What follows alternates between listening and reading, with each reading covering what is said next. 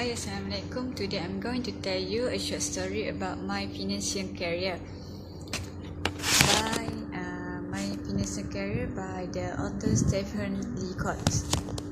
When I go into a band, I get rattled. The clats rattle me, the wickets rattle me, the sight of the money rattles me, everything rattles me. The moment I cross the threshold of a band and attempt to transact business there, I become an irrepressible idiot. I knew this beforehand, but my salary had been raised to $50 a month, and I felt that the band was the only place for it. So I shambled in and looked timidly around at the class.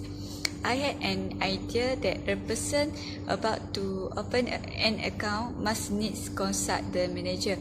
I went up to a wicked market accountant. The accountant was a tall, cool devil. The very sight of him rattled me. My voice was sepulchral. "Can I see the manager?" I said, and added solemnly, "Alone." "I don't know why I said alone." "Certainly," said the accountant and faced him. The manager was a grave, calm man. I held my $50 cluttered in a crumpled ball in my pocket. Are you the manager?" I said.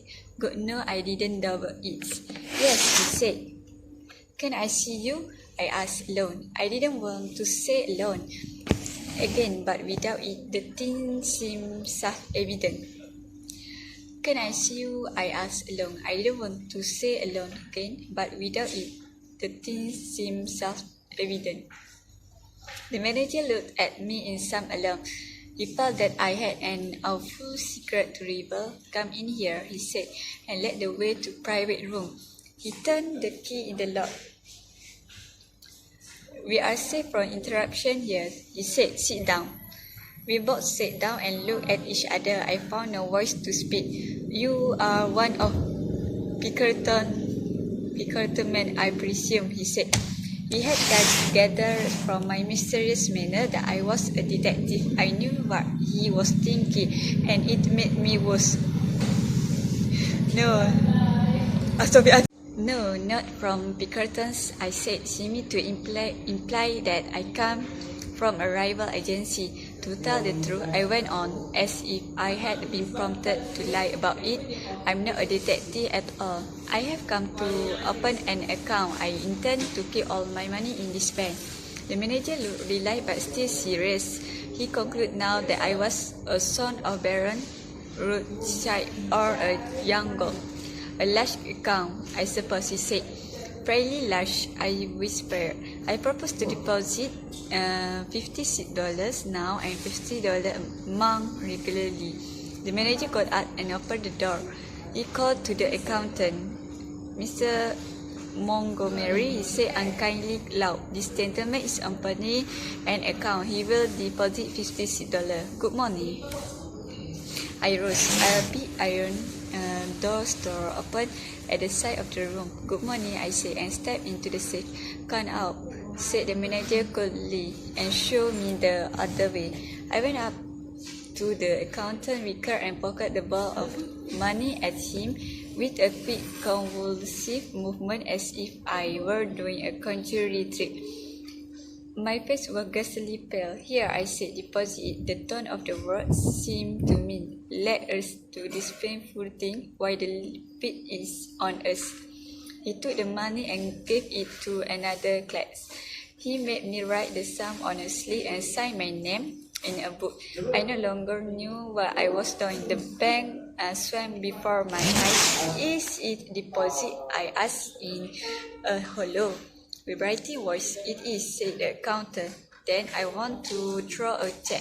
My idea was to draw out $6 of it for present use. Someone gave me a checkbook through a wicket, and someone else began telling me how to write it out. The people in the bank had the impression that I was an invalid millionaire. I wrote something on the check and thrust it in at the clerk. He looked at it. "What? Are you throwing it all out again?"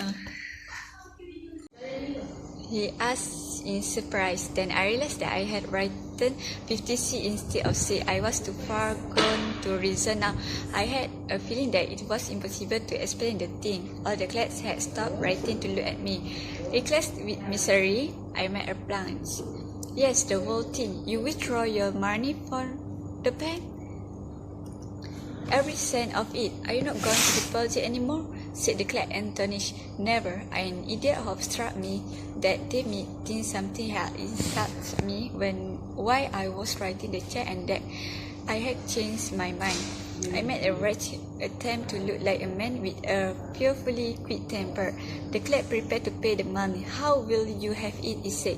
What? How will you have it? Oh, I caught this minute and answered without even trying to think. In 50. He gave me a $50 bill and the seat he asked dryly. Insist, I said. He gave it me and I rushed out. As the big door swung behind me, I caught the echo of a roar of laughter that went up to the ceiling of the bank. Since then, I bend no more. I keep my money in cash in my trouser pocket and my savings in silver dollars in a sock set for me. Thank you.